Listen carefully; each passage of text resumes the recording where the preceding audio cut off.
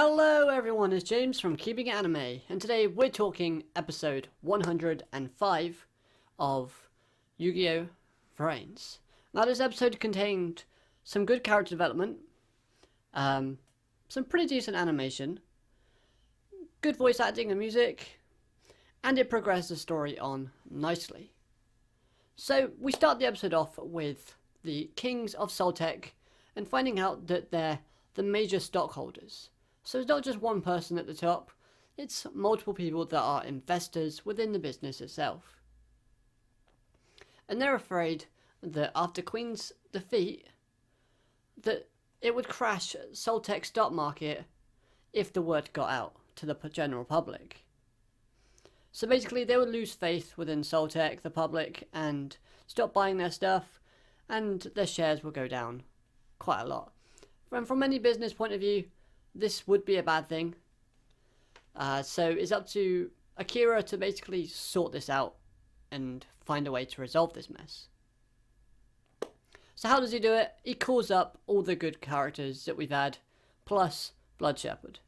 Yeah, I'm not going to call Blood Shepherd a good character at this point because he's an anti-hero, much like Revolver.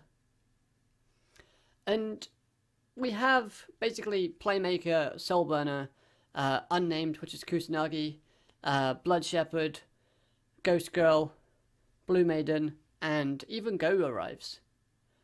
So we have basically Yusaku showing his concern for Go still. Okay, character somewhat improvement for Yusaku, being concerned for someone other than himself, I guess. And this is where we find out that the access code key that I stole from Queen last episode is actually in two parts. So this is why Akira needs those characters to basically protect him from I, because the message that I left last week is as follows.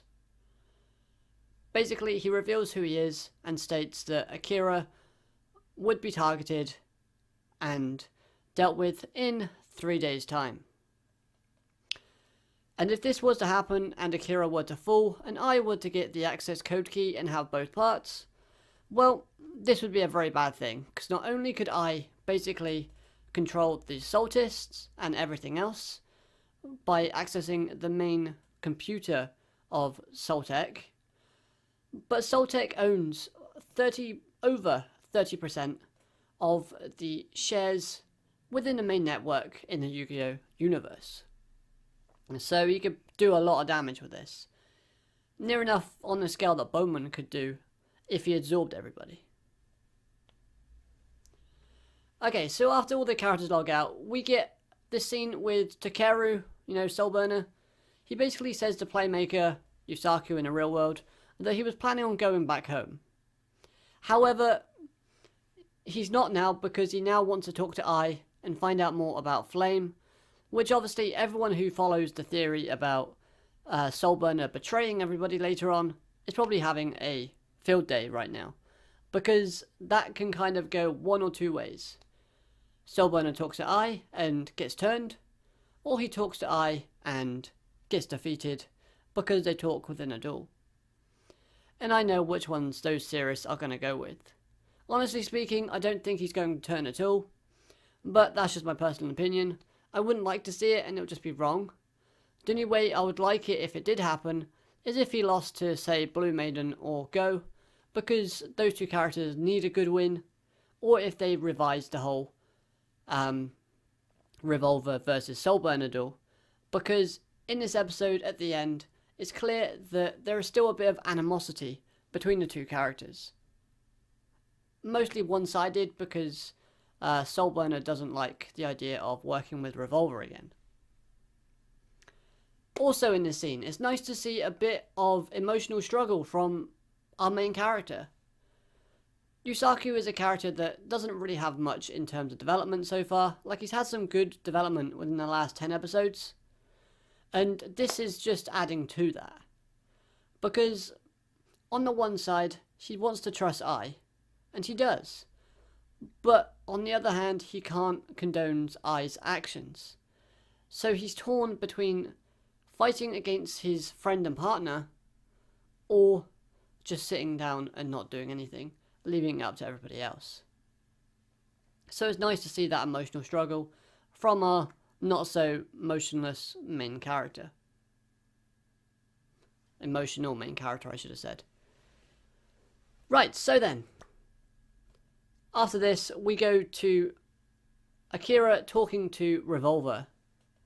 And Akira's basically just saying that I've got all these people, but I need you guys as well because you're better equipped for dealing with AIs and Ignises now. You know, you're the ones who want to kill them. The enemy of my enemy is my friend. That's the saying that they used. But the one line that Akira does use that really did kind of concern me a little bit. And it was a weird line to say. But while he's talking to Revolver, he says his life will end in 3 days' time. Now, does this mean that if he loses to I in a duel, in 3 days' time, he dies? Because if that's the case, Queen is now dead, and we won't see Queen again for the entirety of the show. Which some people will be very upset by that, and others like myself just wouldn't really bother. I like Queen as a character, don't get me wrong, but her involvement in the story has been pretty lackluster, and, you know, she was always just going to be fodder at the end of the day. Or is it just like a figure of speech where it's like, you know, I'll be in so much trouble, there's no point in me going on. You know, that type of thing. I don't know. Let me know your opinions down in the comment section. Okay, so then we then find out the Knights of Hanoi have created their own anti-Ignis hunter. Essentially, it kind of is a female version of Blood Shepherd, but they created a AI with limited free will. So by limited, we're told that basically if they start having any thoughts about humans being the enemy, then that thought will instantly get erased. Which is some good technology to have, and surprises Akira quite a lot. So it turns out that the android that we see in the opening belongs to the Knights of Hanoi and is called Pandora. We get a bit of Greek mythology kind of background intake in this part of the episode. I think Akira is saying something like the gods gave us humans AIs to give us knowledge, but then they also send Pandora down to basically punish humans and deliver justice. Something like that. And okay, fine. We get it. We probably would mispronounce the name Pandora anyway when talking about this character, but we didn't really need all of that context. Oh well, I guess it's just filling up time. So after this, we find out that Aoi and Akira honestly didn't know who PlayMaker's real identity is.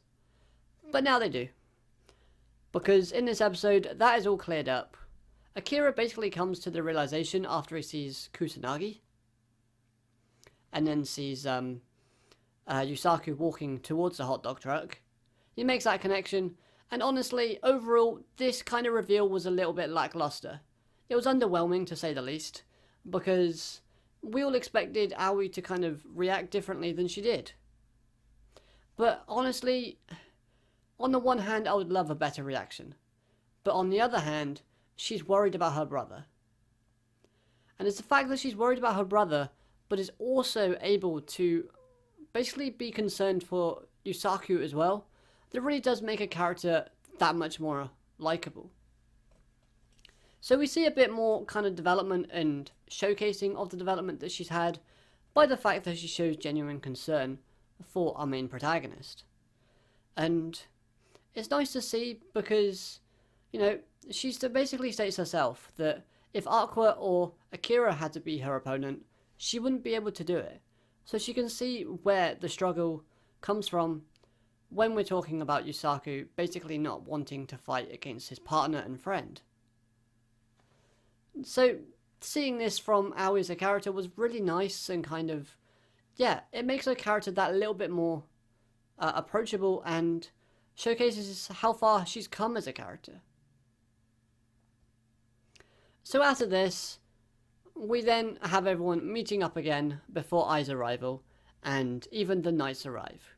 Like I said, Soulburn is not too happy about this. No one is really happy about this, because Emma and Co basically say that, Akira, you okay with this? Because, you know, you're going to take the fall, because if the public finds out you're working with criminals, then SOLtech isn't going to be too favourable towards you, and you're the top man. Good, I can see that. Genuine concern. This episode should have been called Concern. And, yeah, okay. And the Knights of Hanoi basically state that once all the Ignises and AIs are dead, they're going to atone for their crimes and display it to the public. Yeah, right. They're not going to do that.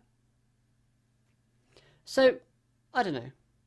It's interesting to note as well that the AI Pandora, she can basically multiply herself into 4 variations, and she can go into the dual discs of the characters.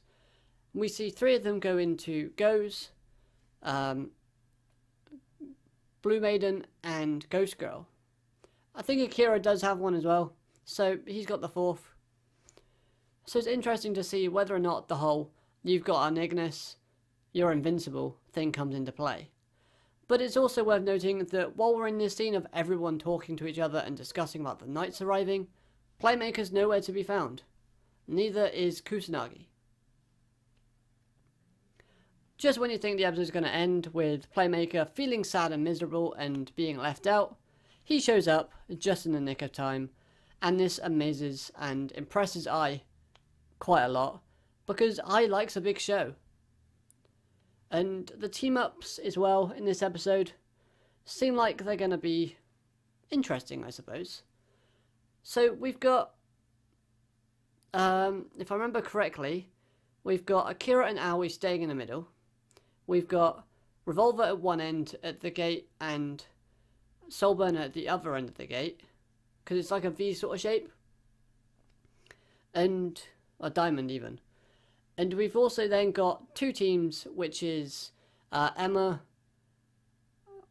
Blood Shepherd, and what's his name? I can't remember his name now. What's his name? He's a really good character. Spectre, going one way, and then we got Revolver and the Knights. We got Go and the Knights of Hanoi. You know, Vyra, Gnome, and Faust, going the other way towards Revolver. So these team ups seem pretty interesting. Maybe we'll get some tag duels, maybe we won't. But we have to see. Revolpi's going to duel next time episode, and so is Ghost Girl and Blood Shepherd from the looks of it. So it'll be interesting to see what the matchups are like. Will it be 2v1? Or will it be both characters, Ai and Revolpi, dueling? I don't know. But it's something to look forward to, I suppose. The last thing I want to note, I forgot to mention it last week, is the outro change. So you can see Ai in his human form in the outro, and Revolpi in his human form. But there's one other question I want to ask. Is that Miyu in the background of Go's image? Or is that just another generic character? Let me know your thoughts on that down in the comment section below. So overall guys, this episode was very enjoyable. From the plot point of view, it's great to see that we're moving forward. From a character point of view, quite a few characters had some good highlights in this episode, in terms of showcasing development and character traits. Brilliant, I enjoyed it. Animation was pretty good throughout. The only bits I didn't like was when Aoi was talking to Yusaku in the real world. Her face kind of morphed and went a bit funny shaped every now and again. But that wasn't enough to ruin the episode for me. If you haven't seen it, I would highly recommend for you to go and watch it. Other than that guys, that's going to do it for this review. If you've enjoyed, make sure to smash that like button. Subscribe if you're new so you never miss a video from me. And until next time, I hope you'll have an amazing day. And well, keep it anime. Goodbye.